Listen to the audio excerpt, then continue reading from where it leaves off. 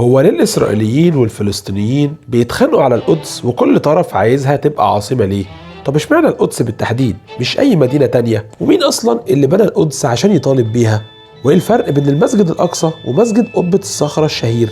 تابعني للآخر وإنت تعرف كل ده. أنا حكيم الشيخ ودي حلقة جديدة من ببساطة. أول ناس استوطنوا القدس هم الكنعانيين، وده كان تقريبا في حدود 3000 أو 4000 سنة قبل الميلاد، وسموها أورسليم أو أورسالم، وده على اسم إله قديم ليهم ومعناه حامي المدينة. وبالمناسبة الاسم ده اتذكر في الآثار الفرعونية اللي لقوها في تل العمارنة عندنا في مصر، ومذكور في التوراة إنه اللي بناها هو سام بن نوح، واسم سام ده هو اللي اشتق منه بعدها اسم بلاد الشام، وبعد كده سكنها اليابوسيين، ودول قوم كانوا متفرعين من الكنعانيين وغيروا اسمها ليابوس. وازدهرت المدينة في عهد ملكي صادق، وده كان أحد الملوك اللي حكموا المدينة في عهد سيدنا إبراهيم. وفي سنة 1000 قبل الميلاد تمكن سيدنا داود من احتلال المدينة من اليابوسيين بعد ما قتل ملكهم جالوت وخلاها عاصمة المملكة بتاعته، وحكمها لمدة 40 سنة وغير اسمها للمدينة المقدسة أو مدينة داود. وبعدها خلفوا عليها سيدنا سليمان اللي حكمها 33 سنة، وفي عهده تم بناء هيكل سليمان الشهير اللي بيقولوا إنه تم حفظ تابوت العهد فيه وبيعملوا عليه تنقيب لحد النهاردة. وبعد وفاة سيدنا سليمان انقسمت المملكة ما بين الشمال والجنوب، وفضل بينهم حروب ونزاعات كتيرة لحد ما جه ملك بابل نبوخذ نصر وهزم آخر ملوك اليهود، وده كان سنة 587 قبل الميلاد. واللي اتبقى منهم وقتها خدوا أسير ماشي على رجله من القدس لحد بابل. وهنا بنأكد على إنه حكم اليهود الفعلي للمدينة طول تاريخها ما عداش ال 73 سنة، وبعدها ب50 سنة سمح الملك كورش الكبير وقتها لليهود إنهم يرجعوا المدينة لو عايزين.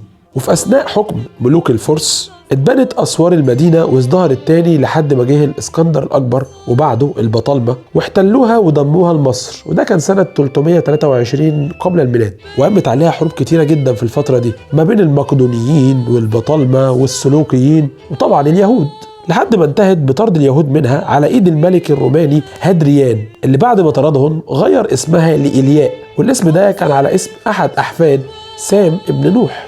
وفضل الوضع كده لحد ما جه البيزنطيين حكموا المدينة وغيروا الديانة الرسمية للمسيحية وبنوا كنيسة القيامة، وهنا اتحرر المسيحيين من الاضطهاد وبقى هم أصحاب السلطة الفعلية في المدينة. في الوقت ده الفرس بقيادة الملك كسرى كانوا بيحاولوا يدخلوا المدينة بمساعدة اليهود، وبالفعل اتمكن الفرس من دخول المدينة واحتلالها لمدة 15 سنة لحد ما جه الملك هرقل البيزنطي اللي قدر يطردهم براها سنة 629. وفي الفترة دي وتحديدا سنة 621 ظهر النبي محمد عليه أفضل الصلاة والسلام في رحلة الإسراء والمعراج الشهيرة عشان تبقى القدس عند المسلمين هي ثالث أهم مكان مقدس، لحد ما قاموا بفتحها سنة 636 لما سلمها كبير الأساقفة البطريرك سوفرونيوس للخليفة عمر بن الخطاب مقابل وثيقة عهد للحماية والأمان وقصادها فرض الجزية. وهنا قام الأمير عمر بن الخطاب بإعادة بناء المسجد الأقصى مكان المسجد القديم طبقا لوصف الرسول للصحابة للمكان اللي كان موجود فيه. وبعدها الأمويين حكموا المدينة وقاموا ببناء مسجد قبة الصخرة الشهير. وبالمناسبة مسجد قبة الصخرة ده هو جزء من مساحة المسجد الأقصى بكامله. بعدها توالى على المدينة حكم العباسيين والفاطميين وكانوا في صراع دايما، وهنا كانت بداية الحملات الصليبية تحت حجة حماية الحجاج الأوروبيين مستغلين الحروب ما بينهم. وبمجرد ما دخلوا فلسطين قتلوا حوالي 70,000 مسلم ويهودي من القدس بس. وهنا استطاع القائد صلاح الدين الأيوبي من الانتصار عليهم وعمل معاهدة سلام معهم، لكن رجع الصليبيين تاني واحتلوها لحد ما خرجهم منها نهائي الملك الصالح نجم الدين أيوب.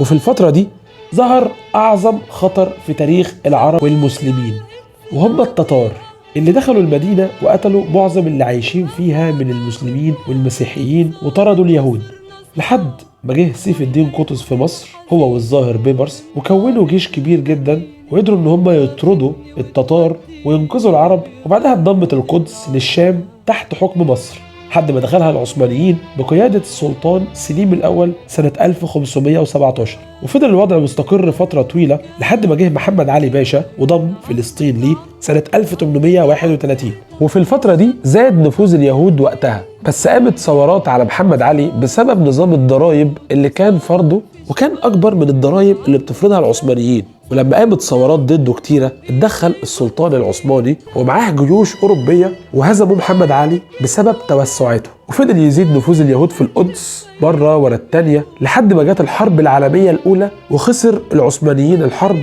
وخسروا القدس ودخلها الإنجليز. واتفق هنا الإنجليز على وعد بلفور، وهو إقامة دولة لليهود اللي ساعدوهم في الحرب، وعد من لا يملك لمن لا يستحق. أصل الأرض مش أرضهم واليهود ما يستحقوش. وهنا بدأ يهاجر اليهود من كل حتة في العالم، ولمدة 30 سنة مستغلين الوضع اللي موجود لحد ما انتهت الحرب العالمية الثانية وبريطانيا أنهت الانتداب في القدس. فاستغل اليهود حالة الفراغ السياسي وأعلنوا إقامة دولة إسرائيل بالقوة، مستغلين الدعم الغربي. فدخل معهم العرب في حالة حرب انتهت بتقسيم القدس سنة 48 لجزء شرقي تحت حكم الأردن وجزء غربي تحت حكم اليهود، واتبنى بينهم جدار فاصل. واستمر الوضع كده لحد سنة 67 لما قام اليهود بحرب ال6 أيام اللي ضموا فيها القدس وأجزاء كبيرة من مصر والأردن وسوريا ولبنان. ولحد النهارده اليهود بيتوسعوا في المناطق اللي محتلينها وبيستخدموا القوة المفرطة ضد الفلسطينيين. مدينة القدس واحدة من أقدم وأعظم المدن في التاريخ بسبب موقعها المتميز في التجارة وكون ليها هوية مقدسة لكل الأديان. ده اللي خلى الصراع عليها طول التاريخ. انت متخيل انها اتحاصرت حوالي 23 مرة واتهاجمت 52 مرة واتغير الشعب اللي بيحكمها 44 مرة واتدمرت مرتين وفضلت زي ما هي القدس ظهرت المدائن؟ في رأيك بقى ازاي العرب هيقدروا يحرروا القدس من اليهود رغم تقدمهم الكبير وتمسكهم بالأرض؟ وهل الوضع ممكن يتغير في القريب ولا مش دلوقتي خالص؟